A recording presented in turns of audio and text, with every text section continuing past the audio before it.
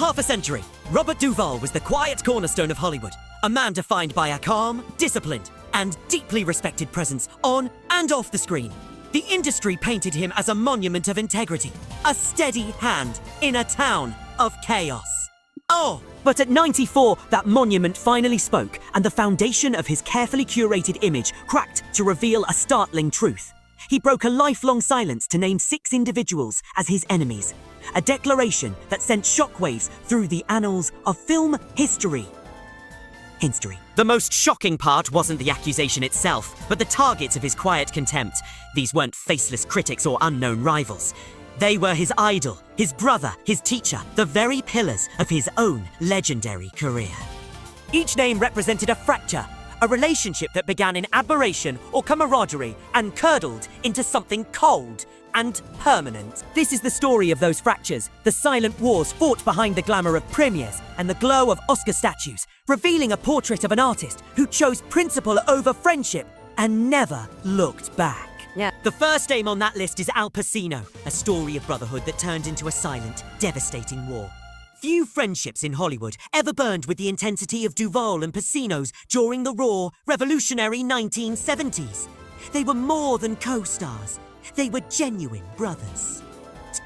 They shared an apartment splitting not just rent, but canned noodles and the desperate, hungry dreams of actors on the cusp. They called each other family. That bond, forged in shared struggle, made the shattering of it all the more profound. The catalyst was The Godfather Part 3. When the contracts from Paramount arrived, they didn't just outline salaries, they delivered a brutal, hierarchical verdict on worth. Pacino was offered a king's ransom, $5 million, plus a generous 5% of the profits. Duvall's offer was a flat, almost insulting $1 million. The message was unambiguous. One was the star, the irreplaceable draw. The other was a supporting player, dispensable. Duvall didn't rage or negotiate. He simply folded the papers, stood up, and walked away from the Corleone family for good. Hoodie? His response, a terse fax to director Francis Ford Coppola, cut to the bone of the betrayal. I won't return just to be someone's backdrop. That single sentence didn't just decline a role. It severed 2 decades of deep friendship. Duvall retreated to the quiet of his Virginia farm, seeking roles that resonated with his own code of honesty, while Pacino fully embraced the chaotic, ambitious trajectory of a megastar. The studio attempted mediation, but the breach was fundamental. Pacino wouldn't cut his salary to bridge the gap. Duvall wouldn't accept a valuation that felt like disrespect. Years later, Duvall would frame it as a matter of cinematic morality.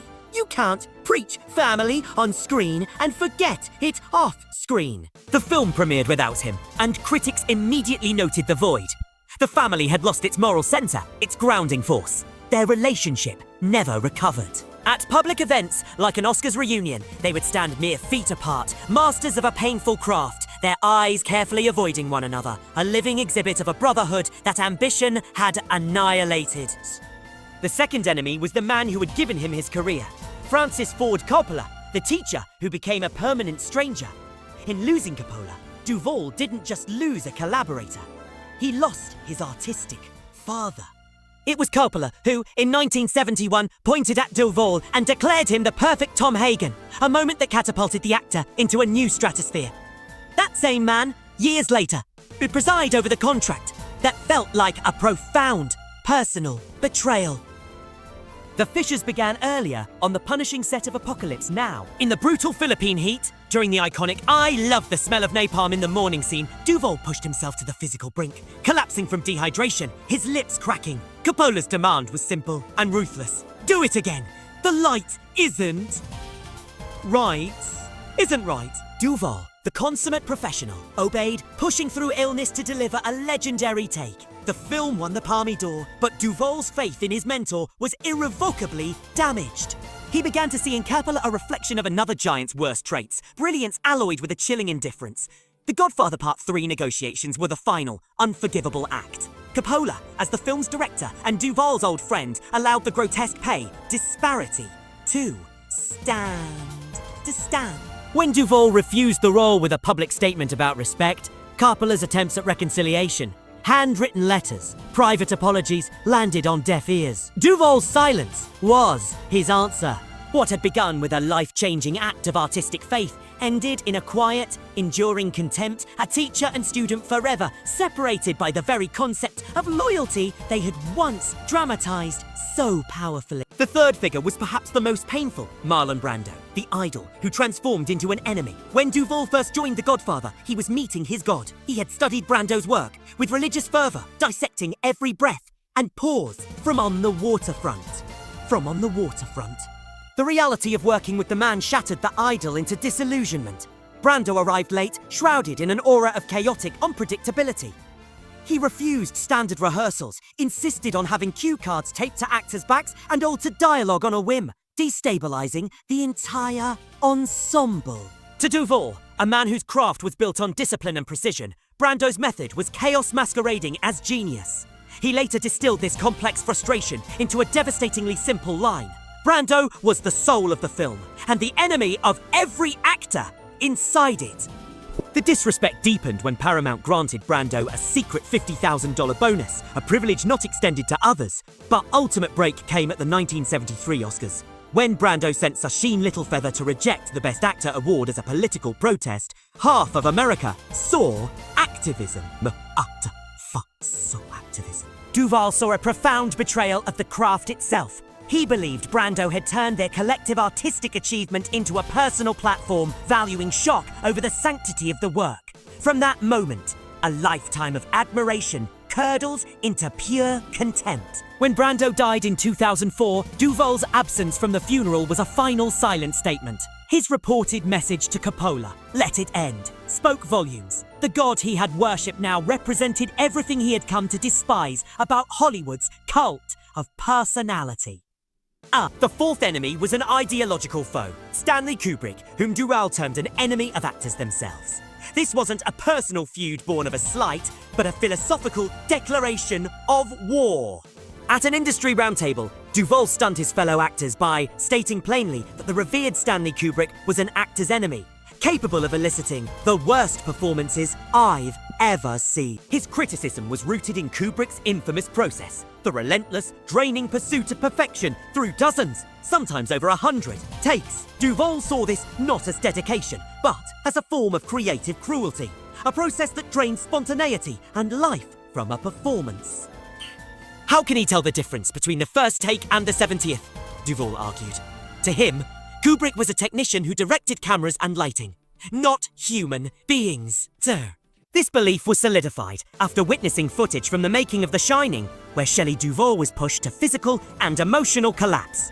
A meeting with Kubrick to discuss a potential role only deepened his chill. The director spoke exclusively of technical mechanics, lenses, lighting patterns, camera movement for half an hour, without a single word about character motivation or emotion. The air in that room was colder than a morgue, Duvall recalled. When the world celebrated Kubrick as a visionary, Duvall refused to join the chorus. His damning verdict, delivered to Esquire, was that Kubrick was a genius, but a genius without in Duvall's actor. Centric worldview that made him not just difficult, but fundamentally opposed to the very art of performance. The fifth conflict was a cold war of methodologies with Robert De Niro. This rivalry was never marked by public shouting matches, but by a deep, quiet, and mutual resentment simmering beneath a veneer of professional courtesy. Duvall once summed up his view of De Niro's celebrated method with a deceptively simple, cutting remark: "He's good at playing Italians." Very good. On the surface, it was praise. In context, it was a scalpel, like critique. It was Duvall's way of saying that De Niro's theme was built on a circus of external transformation, radical weight changes, meticulous accents, extreme physical alterations. That, in Duvall's eyes, risked masking an internal emptiness. Their paths diverged after The Godfather Part 2, as both became icons of serious American acting. While De Niro famously shaved his head, gained 60 pounds, or mastered the saxophone, Duvall built his characters from the inside out, focusing on silence, restraint, and subtlety. Restraint and subtlety. The work isn't in the weight gain, Duvall asserted. It's in the silence. That philosophy became his quiet, persistent rebuttal to De Niro's extreme physical commitment. Where Hollywood saw dedication, Duvall occasionally saw vanity, a performance of effort rather than the effortless truth he sought.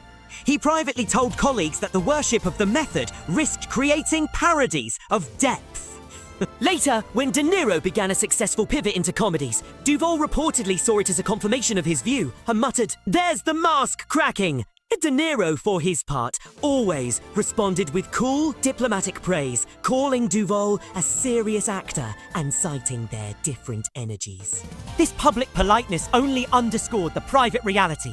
For decades, two of America's greatest actors moved in the same circles, while inhabiting completely separate, mutually suspicious orbits. The final name is perhaps the most paradoxical. Bruce Beresford, the director with whom Duvall won his only Academy Award for Best Actor, an experience that left a permanent scar. The film was Tender Mercies, 1983, a delicate story of a washed-up country singer seeking redemption. What should have been a harmonious career peak became a bitter battle of wills. On the Texas set, Beresford demanded countless retakes, focusing on dictating a specific, slower rhythm to Duvall's performance. Duvall, who had meticulously studied the demeanor of broken men, pushed back, insisting, "A drunk man never speaks slowly." Faced with an impasse, Duvall took extraordinary and defiant measures. He secretly orchestrated the filming of a pivotal, emotional church scene at dawn, without the director's knowledge, capturing the raw, authentic moment he believed in. That stolen take ultimately became the heart of the film. When Tender Mercies triumphed at the Oscars, Duvall took the stage, accepted his award, and delivered a thank you that meticulously honored the screenwriter and crew while pointedly omitting Bruce Beresford's name. The deliberate silence in the auditorium was deafening. A public rebuke heard around Hollywood. The next day's headline said it all. Duvall ignores Beresford at the Oscars. Beresford, stung, acknowledged the rift, saying they could never work together again. Duvall never apologized. So, he later framed it as an ultimate choice, loyalty to the truth of the character over loyalty to the director. He proved his point by writing, directing, and starring in The Apostle years later, taking full control of his creative vision. They never reconciled. Every time Tender Mercies is praised, the memory of that icy silence on Hollywood's biggest stage lingers, a testament to the fact that for Robert Duvall, artistic truth wasn't just a philosophy. It was a hill. He was a hill he was willing to let every relationship die upon.